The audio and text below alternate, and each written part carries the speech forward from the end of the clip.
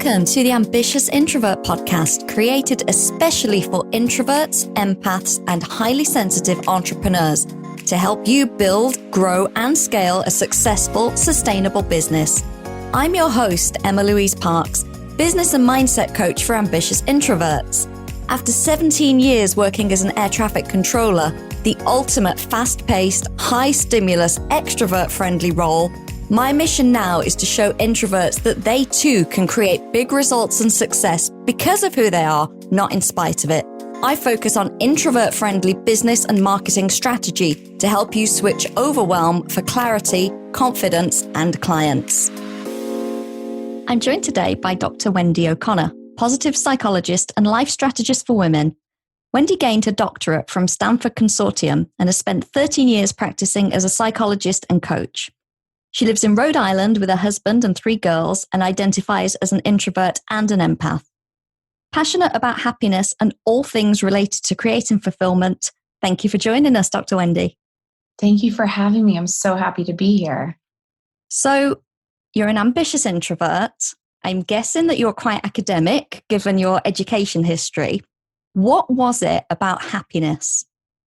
I spent the first 6 years of my career really focused on pathology, on the clinical treatment of patients with depression and anxiety and resolving those symptoms. And that work is incredibly important and impactful. But what I was noticing was that so many of my patients would come in to resolve their symptoms, but forget that so much about what makes life worth living and feel fulfilling is to actually start to thrive. So it's not really about just getting to baseline of 0 symptoms of depression or anxiety. We really learned from the science that creating fulfillment in your life is what matters.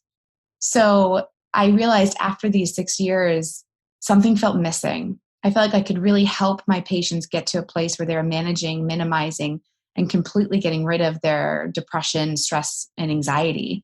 But they weren't so focused on how to live a life that they love.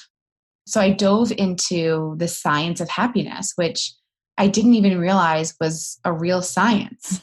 Thought it was just something we talk about, who wants to be happy? And everyone will raise their hand. But knowing that there's actually a strategy and science behind it that you can actually use to create a life you love was really exciting for me. It also happened during the time when I had these 3 little babies at home. I had 3 children within 15 months and was so exhausted and overwhelmed. And I just kept trying to just force my way through it, to white knuckle it. And I started to realize that I couldn't love my life if I was only focused on surviving it. Things had to change for me personally in order for me to love my life. And it felt like the same was true for my patients. So I made a major shift to incorporate positive psychology into my practices. I love that so much. And as a side note, as an empath, working with people with clinical depression and anxiety must have been incredibly draining on you as well. What's interesting about it is, in the beginning anyway, the first several years when you kind of come out the gate and you have lots of energy, and I wasn't yet married and I didn't have children, and I could really weather it quite well and had a really, really lovely boundary around work life and home life. But once I had children, I realized my capacity had shifted. My own threshold had shifted. And so not only did I know that it was going to benefit my patients to have a different trajectory, it also was going to help me professionally stay in my practice if I was able to shift the focus from being so heavy and clinical. So it almost like it caught up with me over the years. And I knew that something needed to change for me to stick with my career choice and not retire in my 30s. I love that. Way to avoid introvert burnout. Right. Exactly right. And I think that's so incredibly important. What you're saying is this, okay, you can have this baseline and you can survive and it's fine and it's okay. But actually you want to be able to thrive. And something that I see a lot, in books and in the media is, become happy, get to happiness, as if it's this destination to aspire to. And once you reach it, that's the goal. I'd love your take on that. Is it a destination to reach or is it more of a journey to take? Honestly, I believe it's both. I believe that it's a constant evolution for so many of us. I look at when I work with my clients, we really look at your life broken up into different categories. And we assess each category on your level of fulfillment in that area. And while we have a destination in mind of what happiness looks like or what we perceive it to be, and that becomes our goal, it also becomes something that we integrate and experience on the journey itself. So it really is, in my perspective, a huge part of the journey is about creating happiness that's sustainable, meaning it's not this stagnant end point that you get to. It's about reaching new levels of fulfillment and happiness, and then using that information that you've taken to get to that goal and asking yourself, so what's next for me? What would be the next step? What do I want more of? What would I change? I don't think that we really ever get to a place in our lives where we say, there's nothing that I would want to work on or improve or change about my life. I've completely mastered everything. I'm the happiest person on the planet. My work here is done. But I also think that it's a combination of the journey that we're on, as well as these mini destinations that we get to along the way, like stepping stones on a ladder. I love that. I just recorded a solo episode this morning about goal setting, and I said stepping stones about 17 times for smaller goals to help you reach your large ones. But it's so true because, like you say, if we treat this as a destination where you're going to get one day, then that can seem awfully overwhelming. If you treat it as this is where I want to get, but how can I start getting there? And how can I bring aspects of that into my everyday life now to help me channel it? Then I think that's so much more empowering. It does feel that way when I talk to my clients about, let's not worry about so much focus on 6 months from now. Let's actually talk about today. How do you want to feel today? What can we do right now that you have control over that could impact your happiness score right away? You don't have to wait for this, end goal. You can actually create it for yourself in a moment. Can I ask you about the happiness score? Well, I have my clients rate their happiness throughout the course of our work together and really just in their lives of, if you were to score your happiness in each of these categories, what number would you give it? And knowing that, a lot of my clients will start out saying, oh, there's so much work to be done in this category. Let's say relationships. I have so much work to do to be more fulfilled in my relationships. And just the idea of so much work to do feels really overwhelming. But if I said to you, we could raise your happiness score in your relationships today, would you be willing to do what it took today? And they say, well, yeah, tell me anything. I want to start today. I want to feel better now. Then we kind of start to insert these experimental strategies to improve their happiness score in whatever area they're working on. So that's also really a point or assessment for reflection that my clients can use to see, where are you? Are you making changes? Do you know when you're experiencing improvement? Because a lot of times people will say, well, how will I know? How do I know I'm happier? What does that even look like? So we assess that together.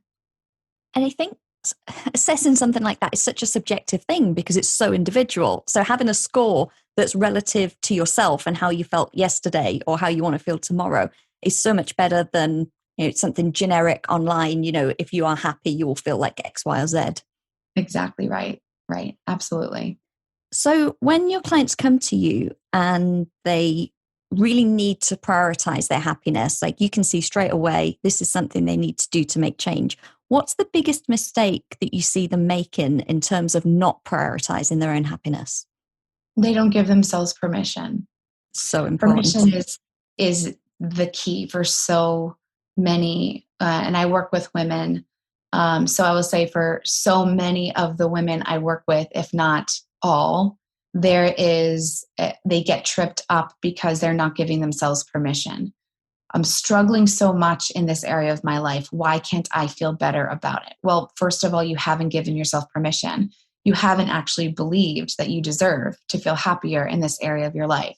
So it comes back to those stories that we tell ourselves. So many of us don't even realize that we have stories about our life, how we should live it, what we're deserving of, what our self-worth is. We just show up and do our days on autopilot, believing life's just happening to us instead of by us. And so the biggest place that the women that I've worked with get caught up is giving themselves permission to believe that they're deserving of more, that they can have life that feels more worth living, more fulfilling, more purposeful, more meaningful. And so it starts with all that inner self-belief.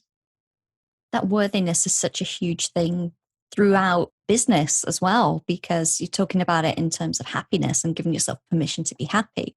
Obviously, people listening to this podcast are ambitious introverts. They've got some drive. They want to create some kind of success. And I think that's a really important overlap, that you have to give yourself that permission and decide that you are worthy of that success.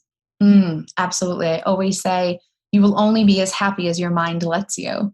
You will only have as much success as your mind lets you. It's about how you define it and what you give yourself permission to achieve. It's really not about essentially the little, the behaviors along the way or the accolades. It's actually just about your perception of it, the story you tell yourself, and how much permission you have to live it. And is that quite an aha moment for a lot of people when they realize that they do have that control? So much. We do not realize how much power we actually have about our perception of our lives and our experience of our lives. We really wake up every day just thinking, I just need to check the boxes today and get to bedtime. We're not realizing how much control we have over our happiness as we go through our daily life. So it is a huge aha moment to realize that we have more power than we assume. For my optimists, it's really empowering and exciting. And for my pessimists, they really don't like having that much power. They are much more comfortable kind of blaming the other rather than taking that responsibility themselves. And so it really is an incredible journey to watch women go from this place of wanting things to be different, but not knowing how, to get into a place where they give themselves full permission, change their story, and can show up to their lives so much more intentionally. It's a beautiful thing. And I know that you completely walk your talk, because since following you online, I have seen you almost daily working out before the girls are awake, prioritizing growing 2 businesses at the same time, and just taking time for really the small things that you enjoy, like being outdoors in nature or beautiful food, something we have in common. Love some beautiful food. So I think that's really important, because I'm guessing it's not easy to get a Peloton workout in when you've got a busy jam-packed day.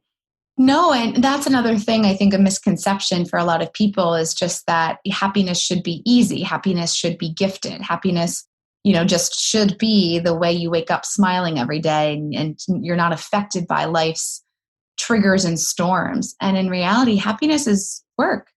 Really creating true fulfillment takes effort. The benefit of it is that there is such an incredible outcome at the other side of the effort you put in, that it's so worth every early morning or every sacrifice or every intentional conscious choice over what you think, what you believe, or what you do, that it's worth it.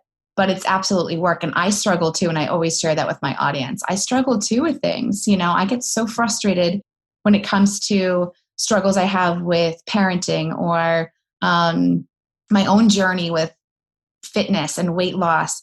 And I share that with my audience because it doesn't matter if you have a doctorate, if you've been practicing for over a decade, if you can create success in so many areas of your life and in others, there's still places that we struggle. Challenge is part of the deal. So we have to expect that those challenges will happen, that those obstacles will be in front of us. It just matters how we navigate the obstacle. So we can't prevent them from happening, and happiness isn't something that's gifted to us. It really is something that we need to cultivate for ourselves. And I was having a really similar conversation last week, actually, but around mindset, because obviously mindset practice is quite big in the entrepreneur community. And I was saying that I've been doing mindset work for almost 20 years. I think I've got a fairly good mindset. However, something knocked it last week. What I do have, though, is the awareness to realize quickly that it's been knocked, and the resilience, because of all the practice I've done, to get back into the right frame of mind. It does, having a good mindset or, working on your happiness, it doesn't mean that it's going to be 100% all of the time. No, it can't be. What we really want to shoot for as our goal is sustainable wellness and sustainable happiness. And that means that there's going to be highs and lows to your day. There's going to be highs and lows to your year. It's not going to be this one track experience of all things positive. It's going to be challenge. It's going to be limiting beliefs. It's going to be distortions in our thoughts. It's going to be hardship, heartache. And those are natural parts of our life that we need to learn how to navigate. The difference is those of us who are happier or individuals who know how to navigate those hurdles. So we work on our awareness. So self-awareness is huge. We work on connecting the dots so that we have some insight into understanding not only what's happening for us, but why it's happening for us. And then we add in that third layer of intentional choice and decision making that allows us to kind of churn through these life experiences without feeling so knocked down or debilitated by what life throws at us. We have so much that we're burdened by right now, and we're so saturated with stressors in the world right now. It can be really difficult for us to understand how to navigate one thing after the next, after the next. And those of us that would say we report ourselves as being happier would be those of us that say, I know how to navigate it. It's not perfect. It doesn't mean I don't cry. It doesn't mean I don't get upset or angry or discouraged. It means that I can get back up again. It means that I know how to bounce back when possible. It means I have the tools in my toolbox to support me and my overall goals for how I want to experience my life. That's the difference. And I love that idea of connecting the dots. And I think that's so important because when you can do that, it just gives you that breathing space to step back and go, okay, what's really going on here? What does it mean? I think when you don't have that ability, it's just emotions and reaction. And you can't see the pattern. You don't know what's going on. You can't take the breath. And that's where we react. We feel like everything's happening to us and that we don't have that all-important power. Mm-hmm.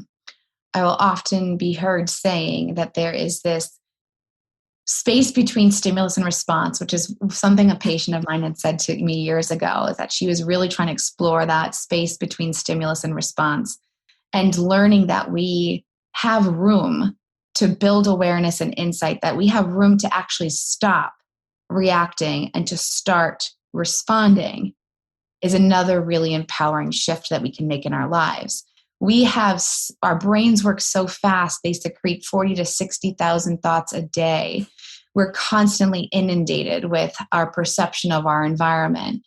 And if we realize that if we just take a breath or push pause for a moment, that we have more power to make different choices, we get to go through our day feeling like we have the reins, that we're taking the lead, versus showing up to our day just hoping it doesn't go poorly. Yeah, hoping and then reacting, and then it all goes downhill. Right. I love that. And I love that all of this is about we have so much more control than we think. We have so much more power over these things than we really give ourselves credit for. And that this is available to anyone. Everyone, anyone that's listening, anyone that's out there, anyone you interact with, everyone, all of us have control over our experience of our life. We don't have experience and we don't have control over what life dishes out. And we don't have control over some of the circumstances that we may find ourselves in. But we do always have control over how we respond to it, how we attach meaning to it, how we interpret it, how we perceive it, and how we integrate those thoughts into our inner voice.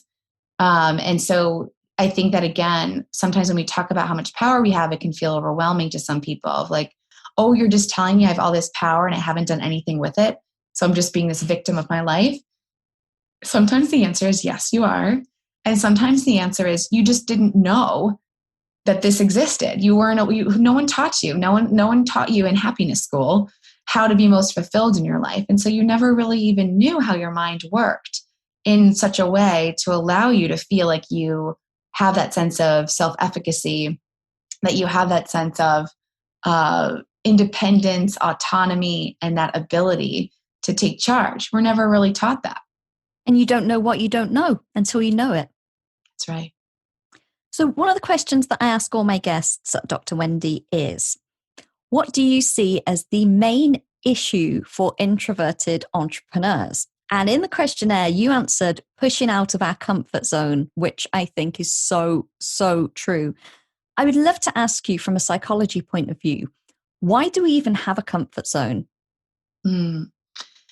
This comfort zone is really just such a jerk to sometimes. Like we really look at it like it's this thing that we can rely on and can help us feel supported. And really the comfort zone gets in our way of being able to accelerate or improve our lives because it's all related to safety. So our brain really wants to keep us safe. Our brain wants to keep us alive. That's its goal. And so our comfort zone is just that little safety bubble around us that our brain feels most comfortable in. Your brain wants you to have a life that is predictable, consistent, safe, doesn't want us to take risks, doesn't want us to push ourselves. Our brain essentially will say, and you've noticed this, if you've ever tried to work on a goal, you'll notice that your brain at some days will say, not today, you don't need to do that today. Maybe tomorrow. Not now. It's not going to serve you right now. Tomorrow's better. It'll try to push off your choices. It'll try to push off your behavior change because it doesn't like change. So our comfort zone really exists for our safety. It's really our brain's way of saying, like, just stay here. This is good enough. This is good enough. And so the reason that doesn't really work for us is because so many of us desire a life that feels better, happier, more fulfilling, more balanced, more peaceful, more grounded. And we can't have those goals as something that we can actually achieve unless we push ourselves out of our comfort zone. So while we always have the option to resort back to our comfort zone, and while we can understand that it's really our brain's way of saying, like, just take care of yourself, you don't need to push it here, it's going to be in direct conflict with a lot of our aspirations and a lot of our dreams. So we have to reconcile that we're going to feel at times conflicted. And that doesn't mean that it's time for you to just throw in the towel and listen to your safety brain. It means that it's really helpful for you to acknowledge safety brain and comfort zone thinking, and that you're going to still choose to pursue your dreams and pursue your aspirations, knowing that there's always inherent risk involved in making different choices as you go through your days. And that safety brain is going to haunt you sometimes and follow you and really try to knock you off your course. But if we still remind ourselves that this is what it's about for us, this is my why, this is what I want in my life, this is important to me, we can get comfortable being uncomfortable.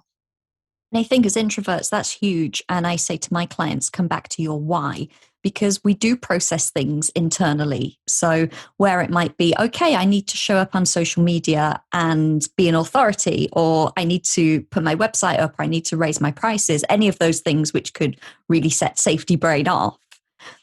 It's so easy to go, no, and I'll do it tomorrow. And then you overthink it and you internalize it and you make it a big story, and then it never happens. Whereas the more extroverted people are like, oh, I need to go live. Okay, I'm off. And they've done it. So I think that's great. A great way to phrase it for us introverts, that it's okay to feel like that. And there's going to be this conflict. But ultimately, if you stick to your why, you're going to make the right decision. Mm-hmm. If you stick to your dream, your desire, the wanting, and understanding why you want it, you can overcome that comfort zone. It'll always be there for you. So it's never going to go away. You always have the option to say, if it really is not today, it's not today. But that must mean that it's tomorrow. It can't just be this thing that becomes the pattern of pushing it off every single day. Give yourself some space and give yourself some grace and self-compassion to acknowledge that this is difficult. And this feels like a major challenge to some of us, whatever it is that we're trying to push ourselves on. But it's really about developing that trust within yourself to commit, to cultivate discipline, to follow through. These are the things that really creates that sense of mastery, builds our confidence, allows us to listen less to safety brain and more to happiness brain. It makes a really big difference. Love that. I love all of that so much. And that consistency, really is key in anything, life or business wise. I think it's so easy for people to go, no, I do it tomorrow, I do it tomorrow, I do it tomorrow, and not feel like it. But there's building up of those small habits over time, as you say, they give us the confidence and the mastery to really achieve. Mm-hmm. Absolutely. I love that.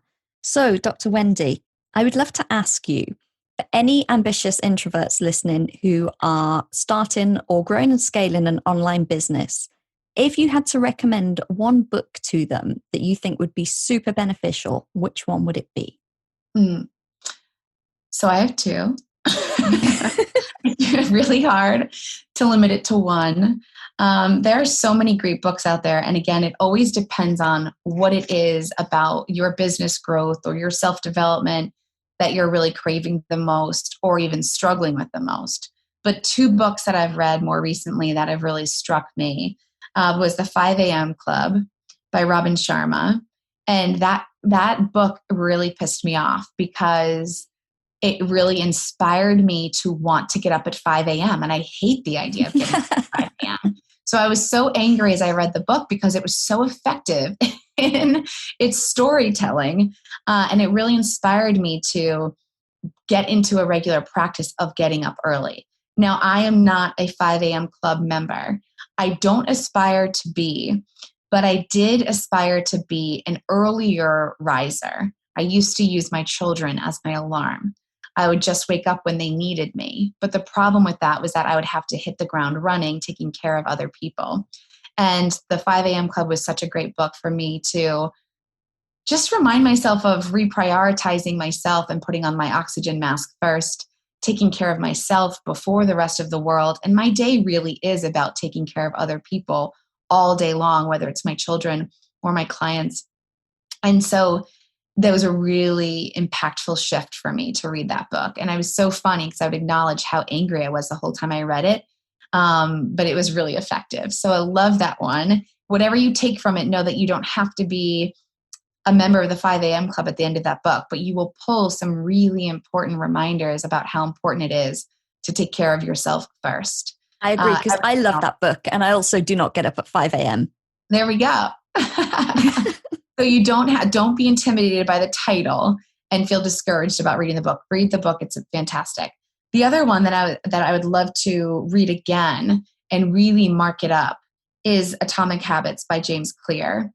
That was another really wonderful book and a great book to just get your mindset around how to create the consistency, how to show up for yourself, how to prioritize your healthy habits, your goals.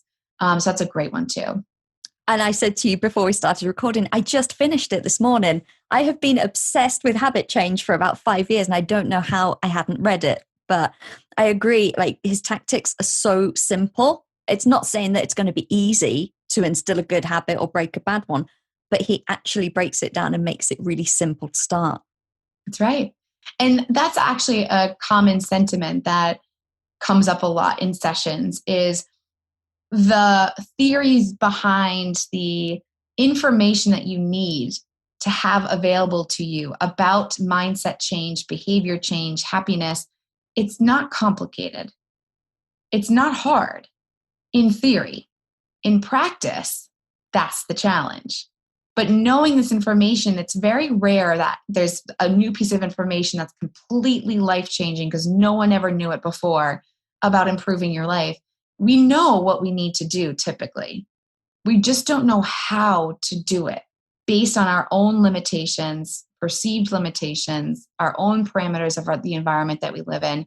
We just don't know how to do it.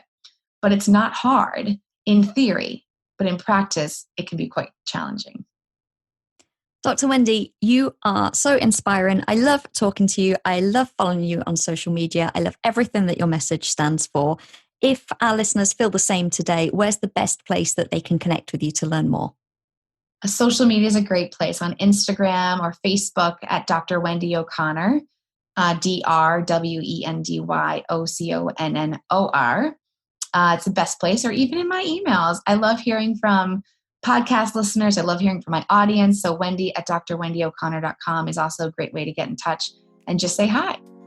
Perfect. I will drop all of those in the show notes too, along with your book recommendations. Dr. Wendy, thank you so much for chatting to us today. Thank you for having me. This was really fun. Thank you for listening to this episode of the Ambitious Introvert podcast with me, Emma-Louise Parks. If you enjoy this show, please subscribe, rate, and leave a review on iTunes. As a thank you, one lucky reviewer each month will win a 60-minute one-on-one coaching session with me, where you'll get the clarity and confidence to attract your ideal clients. And if you know someone who could benefit from listening to the show, then please do share and help me reach as many fellow ambitious introverts as possible.